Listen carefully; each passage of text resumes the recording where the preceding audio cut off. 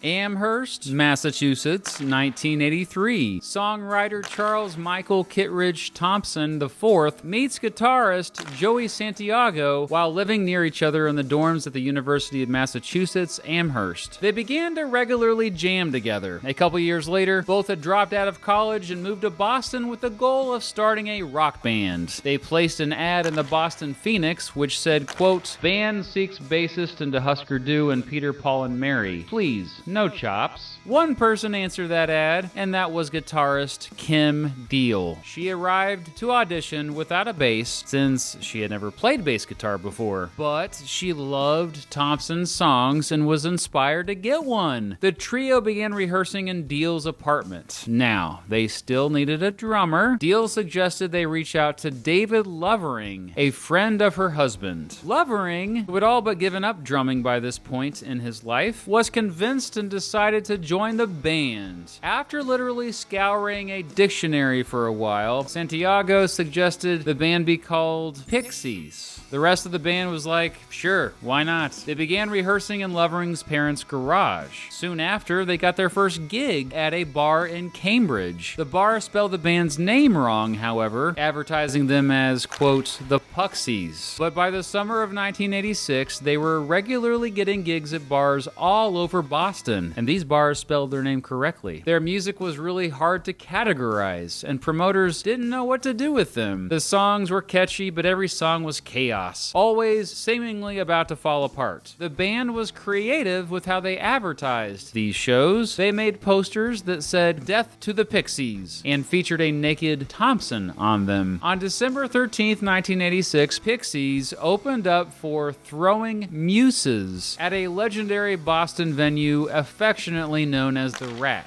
It was at that show that producer Gary Smith, who managed a local recording studio known as Fort Apache Studios, told the band he, quote, could not sleep until you guys are world famous. He begged them to record with him. Eventually, they said yes, recording a 17-track demo with Smith at Fort Apache in March 1987. Thompson's dad paid the $1,000 needed for the recording session, and the band finished in 3 days. The songs made it quite clear that Pixies were not a band that could be easily labeled, and thus probably not easily marketed. Sure, they were parts punk rock and parts surf rock, but they really were creating an entirely new sound. Around the time of the recording of the demo, Thompson took on the stage name Black Francis, and Deal took on the stage name Mrs. John Murphy as a joke referencing her husband. A local promoter named Ken Goes became the band's manager and sent the demo out to labels. Elektra, Slash, SST, Relativity, Homestead, Throbbing Lobster, New Rose, yep, all of those labels rejected them. But Goes also got the demo to Ivo Watts Russell of the British record label 4AD. Well, Watts Russell wasn't that impressed by the demo either, but his girlfriend was, and she talked him into signing the band. 8 of the 17 songs would make up the debut mini LP by the band called Come On Pilgrim. 4AD released Come On Pilgrim on September 28th, 1987, and it did pretty well on the UK indie album chart, peaking at number 5. That success led to 4AD giving the band $10,000 to record a full-length album. Producer and musician Steve Albini agreed to record the band. This was before Albini had hit legendary status, but he was still well respected at the time. Pixies recorded the album for a couple weeks in December 1987. Famously, Albini recorded Deal's vocals in a bathroom for the songs Where Is My Mind and Gigantic. 4AD released Pixies' debut studio album Surfer Rosa on March 2nd, 1988. Critics generally praised the album, especially in the United Kingdom, where it also spent 60 weeks on the UK indie album chart. The American music magazine Spin described the album as, quote, beautifully brutal, and later named Pixies Musicians of the Year. Despite all the love from critics, Surfer Rosa didn't get much mainstream radio airplay and featured only one single, Gigantic. That said, today Surfer Rosa is considered a classic album, later reshaping alternative rock and influencing grunge. Nirvana's Kurt Cobain said Surfer Rosa strongly shaped how he wrote the album Nevermind. To promote the album, Pixies toured with Throwing Muses all over Europe. By the end of the tour, they were the headliners, not Throwing Muses. Around that time, the band met British producer Gil Norton, who would end up producing much of their music. They began recording with Norton in October 1988, this time with a budget of $40,000. These recordings would have a much cleaner sound compared to previous recordings. Recording wrapped up at the end of November, and on April 17th, 1989, 4AD released Pixies' second studio album, Doolittle. It was the band's first international release, with the label Elektra distributing it in the United States and Polygram distributing it in Canada. Doolittle was both a critical and commercial success, with 2 hit singles, Monkey Gone to Heaven and Here Comes Your Man, a song which showed they could be straight up poppy if they wanted to. Doolittle became famous for its dynamics,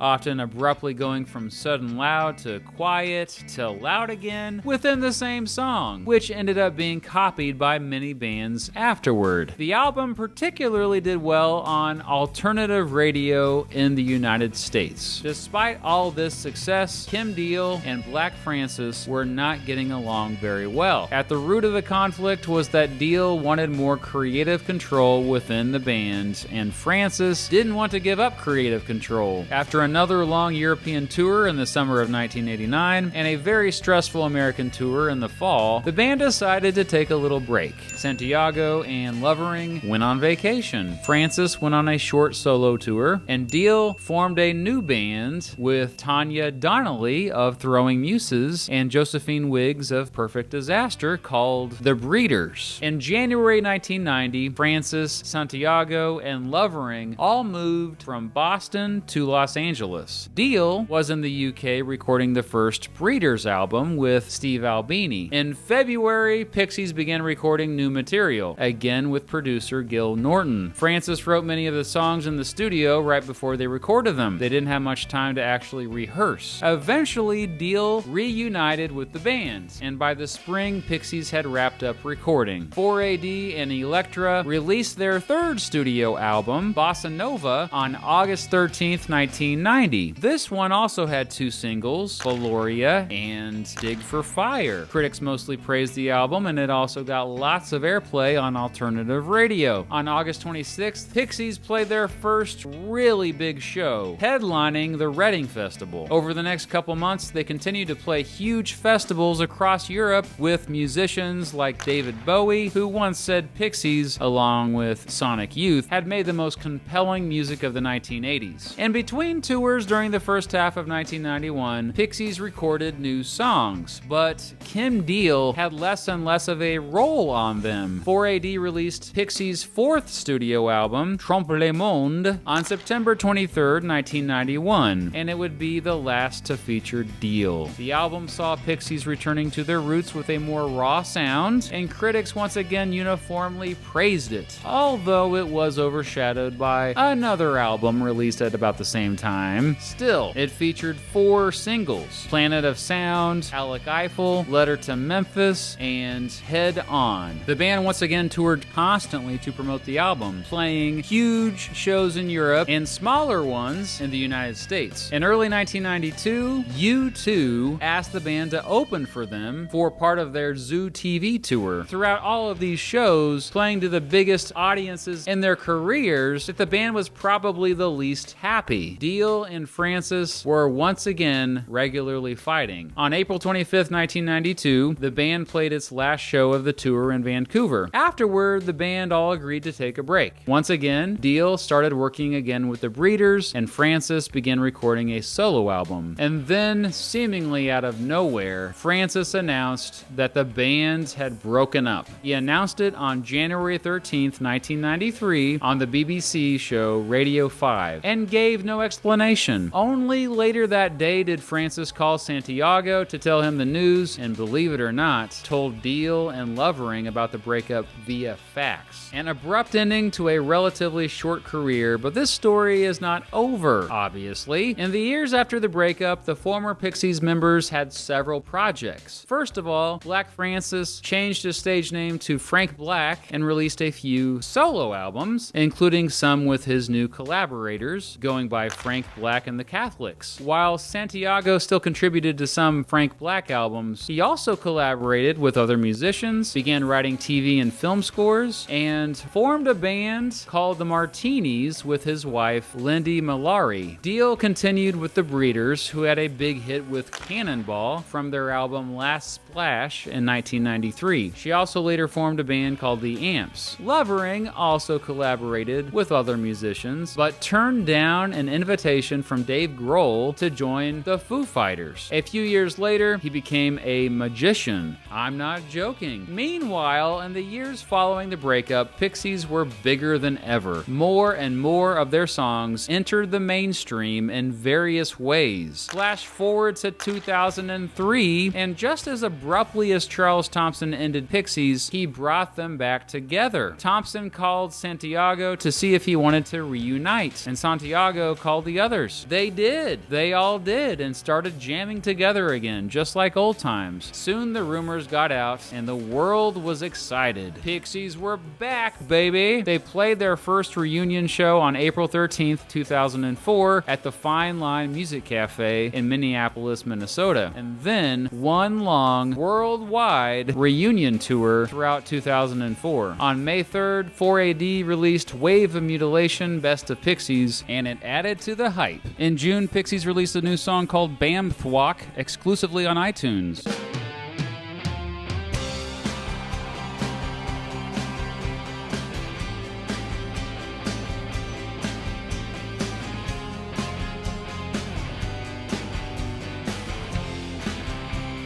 In 2005, it was no longer a reunion. They just kept playing shows, including appearances at Lollapalooza and the Newport Folk Festival. After continuing to play shows around the world in 2006 and 2007, journalists were wondering, why not record a new album? Charles Thompson, or Frank Black, well, actually, who by this time was once again Francis Black, said he hoped for the band to record a new album, but said Dio didn't want to. Yeah, I probably should point out that since the band had gotten back together, there were once again tensions between Black and Dio. In October 2009, Pixies went on tour to celebrate the 20th anniversary of the release of Doolittle, performing the complete album live, even including the B-sides. In 2010 and 2011, Pixies continued to tour around the world, but still mostly playing the old tunes. After not hearing much from the band in 2012, on June 14th, 2013, the band announced that Dio had left the band. Though Pixies had said she is always welcome back, she has yet to take him up on that offer. They replaced Kim with another Kim Shattuck, who played on the 2013 European tour. On June 28th, Pixies released the song Bag Boy as a free download on their website. On September 3rd, they released EP 1, which featured 4 new songs. Gil Norton produced it, and Simon Archer from the band The Fall played bass in the recordings. Yeah, it got a lot of negative reviews. A couple months later, they kicked Shattuck out of the band, soon replacing her with Paz Leinshanten, a violinist and bassist who had contributed to many big bands over the years. Pixies released 2 more EPs in early 2014, EP 2 on January 3rd and EP 3 on March 24th. Wow, what creative names of EPs. The reviews for the other 2 EPs weren't much better, but at least the band was getting comfortable recording together again. Pixies threw all 3 EPs together and released it as their 5th studio album, Indie Cindy, on April 19th, 2014. It was their first new album in more than 22 years. In 2015, Pixies toured in support of the Robert Plant. Later that year, they began recording with a new producer in the studio named Tom Dalgetty. On September 30th, 2016, they released their 6th studio album, Head Carrier. It was the first to fully feature Paz Leinshanten Staunton on bass and featured 4 singles, believe it or not. Chagalaga, Tenement Song, Classic Masher, and Belle Esprit. This one got better reviews, but one of the most common criticisms was that the weirdness of Pixies was long gone with these new songs. That weirdness seemed to come back in 2018. Back in the studio with Dalgetty, they returned to their old weird selves, not giving a crap about expectations from fans or critics. These new songs ended up making up their 7th studio album, Beneath the Airy, which the band released on September 13th, 2019. Leading up to its release, they released a podcast to promote it, hosted by music journalist Tony Fletcher. Beneath the Airy was the most critically acclaimed Pixies album since Trompe le Monde. It featured the singles On Graveyard Hill, which graced us with this weird video, and Catfish Kate, which the band performed live on Stephen Colbert. Despite appearing on a national show like this, Pixies still managed to remain under the radar, rarely getting much notice in the mainstream, but that doesn't mean they are any less influential. In fact, today Pixies are arguably the most influential alternative rock band of all time. Bands like Nirvana, Radiohead, Smashing Pumpkins, Weezer, and Arcade Fire all were heavily influenced by them. They were too weird for even MTV and modern rock radio, but MTV and modern rock radio completely ate up the bands they influenced. It's paradoxical because they are both obscure yet also pervasive.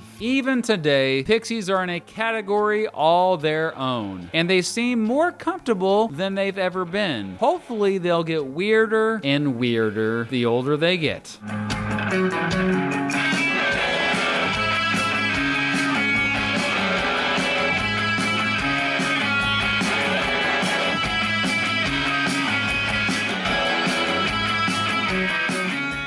So what is your favorite Pixies song or album? How does their new stuff compare to their old stuff? Do you think they should be in the Rock and Roll Hall of Fame? Let me know in the comments below. Oh, and my answers to those questions are, my favorite Pixies song is Hey, my favorite album is Doolittle, their newer stuff is almost as good as their older stuff, and of course they should be in the Rock and Roll Hall of Fame. Thanks for watching.